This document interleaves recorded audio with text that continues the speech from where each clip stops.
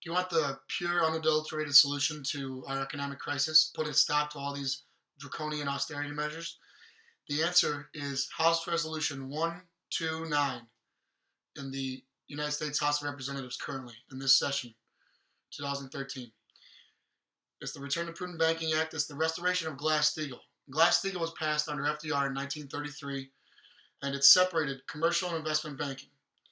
So it separated the real economy, all of us, doing real things for the real world from Wall Street. And so it put a stop to the Great Depression. It allowed us to have a massive development of infrastructure. The Tennessee Valley Authority, you had so many dams and canals and the interstates and all of these things, part of the infrastructure that were built after Glass-Steagall was passed, and you separated that speculation from the real economy. So you then had the erosion of this bill over time. So it wasn't just like in 1999 it was just done. They ended it. It was slowly over time. Paul Volcker was culprit. He was the Federal Reserve Chairman before Greenspan. He did a lot to erode it. And then Greenspan definitely picked up the pace. And by 1999, they passed Gramm-Leach-Bliley. This repealed Glass-Steagall. And if you want to find, go online, look at Colin Peterson. He's a Democrat from Minnesota. Look up Colin Peterson, Glass-Steagall. You'll find a 2-minute video where he talks about how remorseful he is for repealing this legislation and the fact that we have to have it if we ever want to have economic prosperity ever again. It will never happen without it. These austerity measures will continue. So, 99, Gramm-Leach-Bliley repealed it. Now, what that means is FDIC insurance is for everyone, for any kind of banking, no matter what. So any banks they don't have to declare themselves commercial or investment banking. They don't have to prove that they're doing anything for the real economy. They can be insured under the FDIC for anything and everything. So all the speculation is now insured. So this is how you got these derivatives that, like, they would have never created these before because they knew that they would have to foot the bill at the end of the day. But now they know, or at least now it's set up that when they do these things, the federal government, the FDIC, is going to back them. And so that's why they knew that they were too big to fail. And so in 2008, they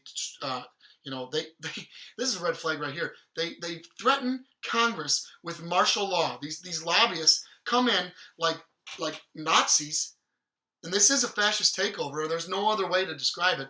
They come in like Nazis, and they tell Congress, basically with a gun to their head, saying, martial law will happen in this country, in the United States of America, the land of the free and the home of the brave, where liberty should stand before anything else. They tell us that martial law will happen if we don't bail them out. And so Congress falls in line, as they have for how long now, and they pass it.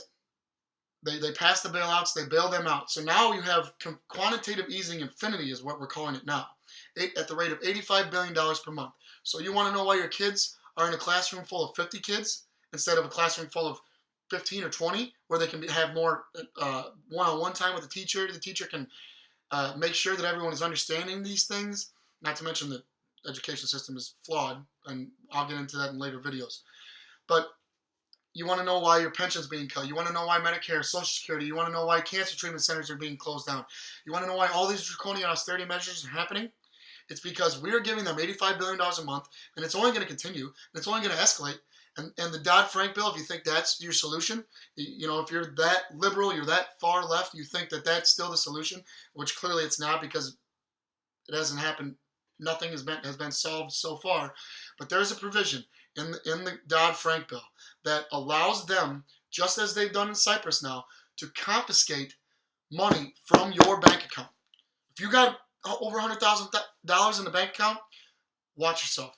Because there's a provision in the Dodd-Frank bill that they can implement where they say, just for example, if you have $100,000 or more in your bank account, we, under the premise of, stabilizing the economy or whatever, keeping it afloat, we're going to take $20,000 out.